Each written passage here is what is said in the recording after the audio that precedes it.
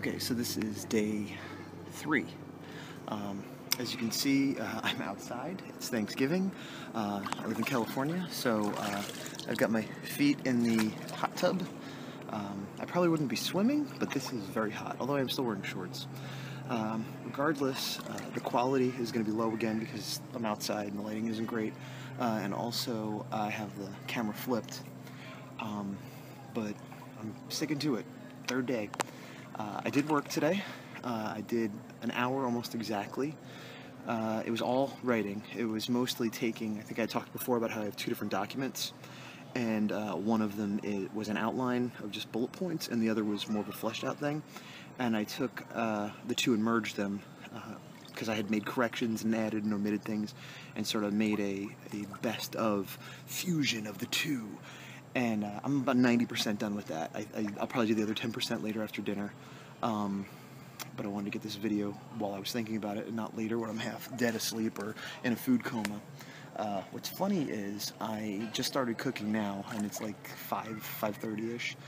And I don't eat meat, but my wife does, and I was cooking. So we got this little mini turkey thing. It's like a loaf, turkey loaf, I guess. I've never cooked. I barely cook. I'm a cook in the house, but like I'm a pasta, SpaghettiOs kind of cook. And I'm outside, so you may hear babies and things like that. So anyway, I was like, well, let me get we normally eat around 6:30-ish, 7. So I was like, well, let me get a good head start. And this thing takes 2.5 to 2 hours and 45 minutes to cook after preheating. Look, it's almost 3 hours to cook this little loaf thing. It's not a big turkey. It looks like half the size of a loaf of bread. That's insanity. This is one of many reasons why I don't like to cook, and a kind of bonus perk that I'm not a meat eater, because there's nothing I could make that would take more than a half hour to make. It's insanity. But anyway, that's really has nothing to do with anything else. That's just sort of, since I didn't do a lot of work today, that's what I've been doing with my day. I worked in the closet some more. I know everybody's excited about that. Still not done. I also worked on the comics some more. And I got rid of 2, well, not got rid of, but have 2 long boxes ready to get rid of. Gonna try to sell them to a comic store, hopefully get a few bucks. That box there is full of stuff I was originally gonna eBay but couldn't get anything on, so I'm just gonna give away. And that box is empty for recycling, but it's from this old Marvel collection kit I used to have since I was a kid. So it's a little sad to get rid of it, but need room. But I still have lots of comics left. But what's interesting, and why I'm mentioning this, because it's kind of not that interesting, is my goal was to get rid of 2 boxes of height worth of comics so that I could fit 2 Tupperware 2 Tupperware bins I have worth of art supplies, prints, things like that I bring to conventions and shows, and that have just sort of been out in the office, just sort of laying around underfoot. So it's kind of poetic. It's so poetic. It's kind of poetic that I'm getting rid of products that someone else has created to make room for my own art supplies. And as you can see, I have plenty of comics left. That's 9 boxes right there. And I've got another one in the other room, plus several things of trades. But on top are 2 bins for my art supplies. When I bring them shows, there's prints in there and everything I would need. And here's pins. And so if you look, it's exactly the height of one of these boxes. So that's where I was saying it's sort of poetic that I got rid of 2 boxes of product, and here's my creation matrix to fill it. Yes! There's that talk of when you transition from being a consumer to a creator, like, oh, I read comics all my life, now I make comics, or I listen to music all my life, now I make music. And I kind of made that transition a long time ago, although I never stopped consuming, because the things I like I still like, and it's not like my making it makes me hate it now, although I have seen that in some people. However, I have lessened my need to collect comics with digital comics and trade paperbacks and the ability to get them.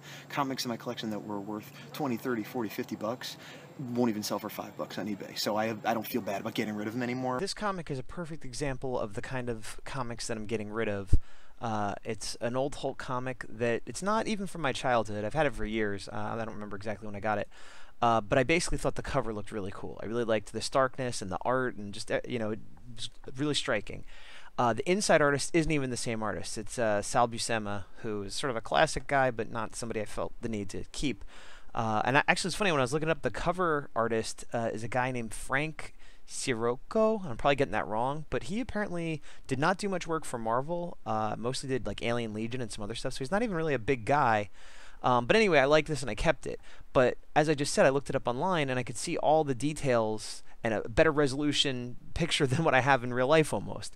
So there's no reason to keep this comic, which I literally used to keep because I like to look at the art on it. And now I can have the art anytime I want. So hence, there it goes. I'll probably eventually just keep the ones that are personally important to me, like sentimental value or like artists that I refer to.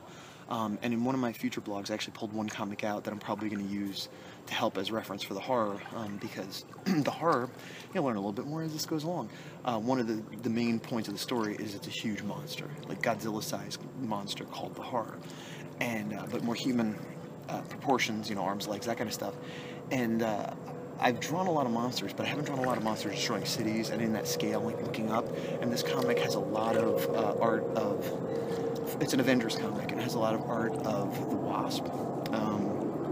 Only she's like using giant man powers, so she's huge, and there's a lot of up shots and down shots and exploring her scale. I remember liking that, so I feel like it's a good thing to look at in preparation for what I'm going to be doing.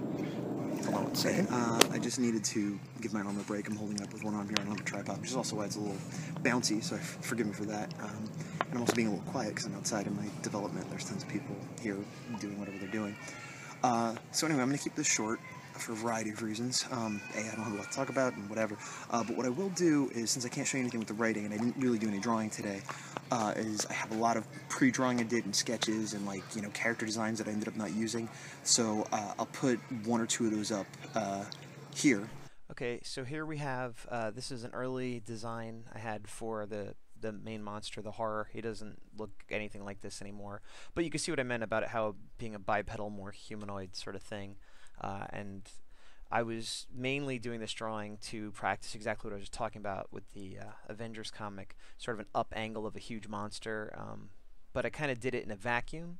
And so what I did next was to, and actually I don't know if this is literally the next thing I did, but it's representational of my train of thought. I did another giant character in a sort of cityscape. Now this isn't the horror, it's not another version of that character you just saw. It's sort of just a vague human, but very tall. I did a little bit better job of getting the forced perspective, although I could definitely push that further. But I think even just having the background there to show scale helps a lot. And once I get into the book, I'm probably going to be having to deal with these issues a lot more. So it's just things that I wanted to think about ahead of time and just sort of start to get a little bit of a handle on. Yeah, so that was something to look at today at least. And tomorrow is Friday, which is not a holiday, but my wife has off and she'll be around, so it's weird. Like when she has off, it's not a work day for me in a weird way, but I will still do something and I'll be back tomorrow. Yeah, because this is day 3 only. That means I have 97 days left. Thanksgiving dinner. Cats love it too.